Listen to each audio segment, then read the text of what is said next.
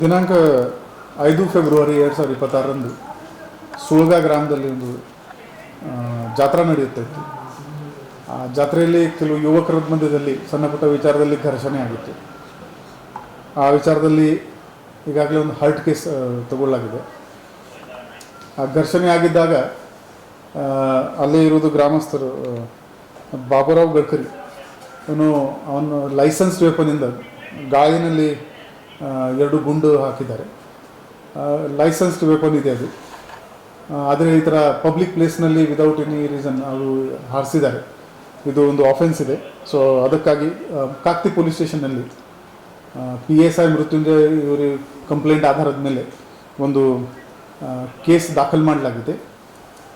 Section 125 BNS ಮತ್ತು section 25 of arms act ಇದರಲ್ಲಿ ಸೇರಲಾಗಿದೆ. ಈ ರಿವಾಲ್ವರ್ ಜಪ್ತ್ ಮಾಡಲಾಗಿದೆ. ಇದರಲ್ಲಿ 4 ಲೈವ್ ರೌಂಡ್ಸ್ ಮತ್ತು 2 empty ಕೇಸಸ್ ಕಾರ್ಟ್ರಿಜ್ ಅದು ಕೂಡ ಜಪ್ತ್ ಮಾಡಲಾಗಿದೆ. ಮತ್ತು ಈ ಲೈಸೆನ್ಸ್ ವೆಪನ್ ಏನಿದೆ ಅದು ಕ್ಯಾನ್ಸಲೇಷನ್ಗೆ ಕೂಡ ನಾವು ಪ್ರೊಸೆಸ್ ಈಗ ಶುರು ಮಾಡಿದ್ವಿ. Will cancel this licence. ಯಾರು ಲೈಸೆನ್ಸ್ಡ್ ಇರಲಿ ಅಥವಾ ಅನ್ಲೈಸೆನ್ಸ್ ಕೂಡ ಇದ್ದರೆ ಪಬ್ಲಿಕ್ ಪ್ಲೇಸ್ನಲ್ಲಿ ಈ ಥರ ಶಕ್ತಿ ಪ್ರದರ್ಶನ ಮಾಡೋಕ್ಕೆ ವೆಪನ್ ಬಳಸಿದರೆ ಅವರ ಮೇಲೆ ತಕ್ಷಣವೇ ನಾವು ಕ್ರಮ ತಗೊಳ್ತೀವಿ. And they have to face ಅವರು ಕ್ರಿಮಿನಲ್ ಟ್ರಯಲ್ ಅವರು ದೇ ಹ್ಯಾವ್ ಟು ಅವರ ಮೇಲೆ ಆಗುತ್ತೆ. Thank you.